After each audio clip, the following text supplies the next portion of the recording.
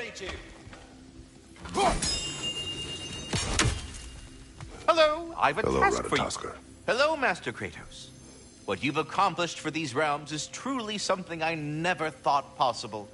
Rest assured, good Master Brock would be proud beyond measure, even if only to express it in his love language of profane non-sequiturs. But he is terribly missed. Yes, he is. Now, there is one rather interesting development to apprise you of. The detonation of Asgard shook the world tree to its very roots, dislodging a great number of realm seeds. I thought you might wish to have them. My little way of saying, thank you for preventing my death by immolation. You are welcome. What is it you want? It has come to my attention that Nithog has been slain, and as a result, her offspring have been let loose into the 9 realms. What of it? Unfortunately, without a proper role model to supervise them, the little rascals are certain to fall to mischief. In time, said mischief could culminate in nothing less than their devouring of the 9 realms entirely. In order to avoid such a grisly fate, I'd like you to bring the Lindworms to me. I believe I can act as a satisfactory paternal figure in their upbringing. You'll find the specimens gnawing on tears throughout the realms. Use this device to safely store them, bring them back to me, and I promise I'll make it worth your while.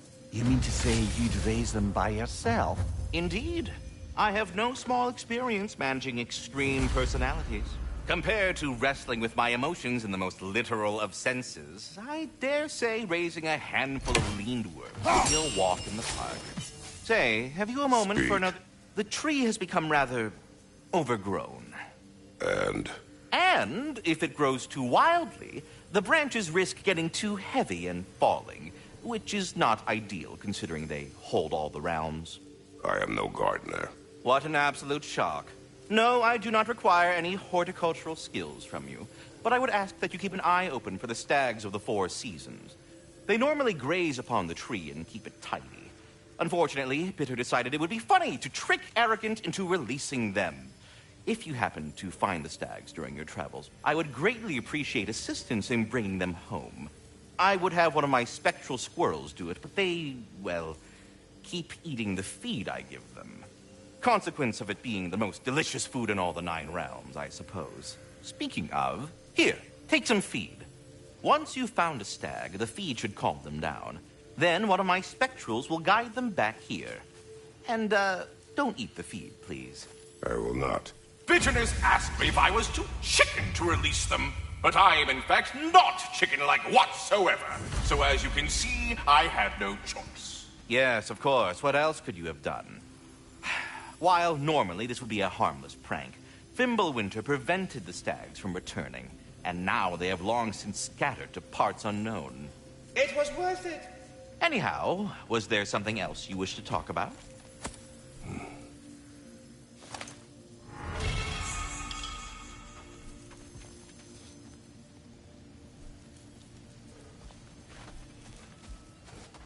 So, this whole spectral squirrel business.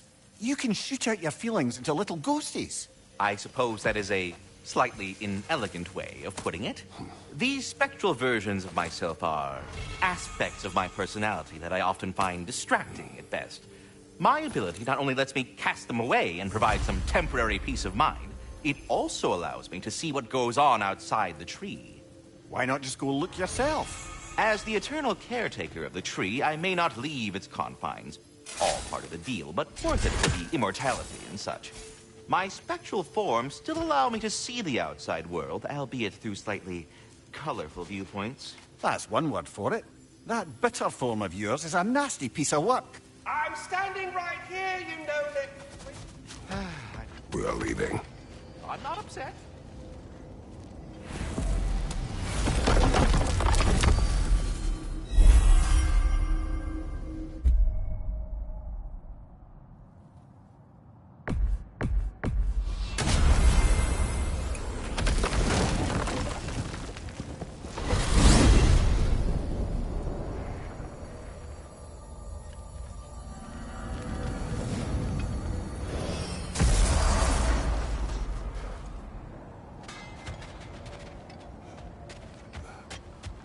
Hi, Kratos.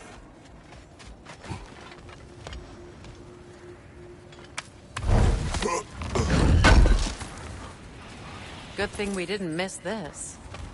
What is wrong?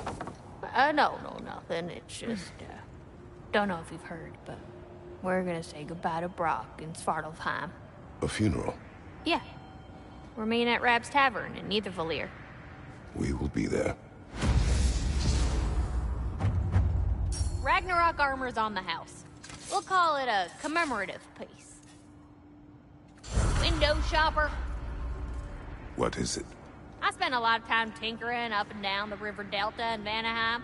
Once Odin's army came to town, I lit out of there faster than a Tetzel worm with its bottom ablaze.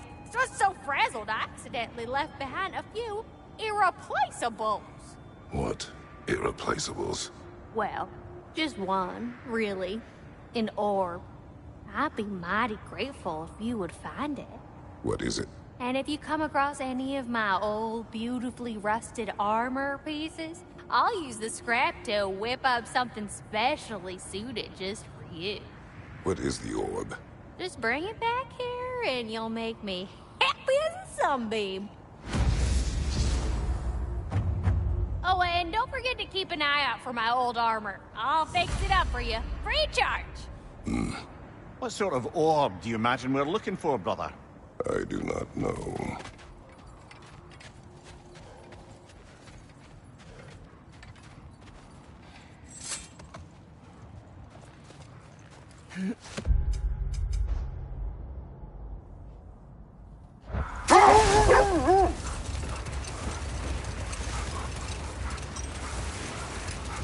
Mimir, there's something I wanted to ask you about. Hildisvini told me about your visit to secure Hell's army, but was reluctant to elaborate when it came to negotiating with Hrasfelger. Ah, yes. Well, I can see why he'd hold off on such a subject until he saw if we survived the battle. Mimir, what exactly did you promise the large bird? Oh, nothing too horrifying. It's just that she'd like to retire. Retire? Hell's Eagle wants to retire? Indeed. And don't ask me what she expects to do with her free time. I assure you there is no reassuring answer. Can she even do that? Not be Hell? Apparently so. She just requires relief. Someone else to step in and become Hell, as it were. Not exactly an office many would wish to occupy.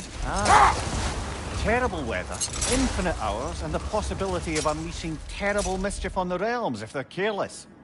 Or worse, if they aren't completely trustworthy. But if she were to leave without a replacement? Complete chaos, yes. Well, I'm sorry I asked.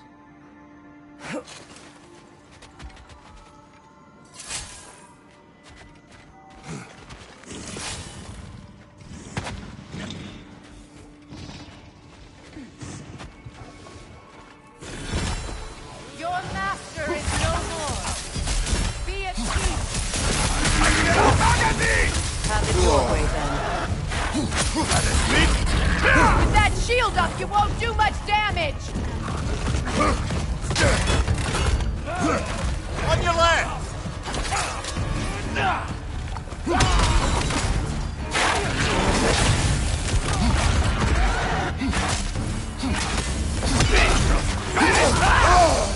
Careful, brother. You're covered in Bifrost.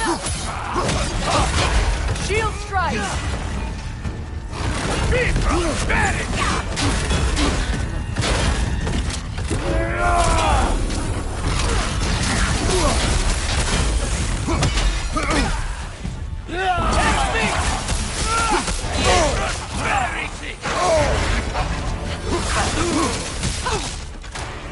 The Alpha.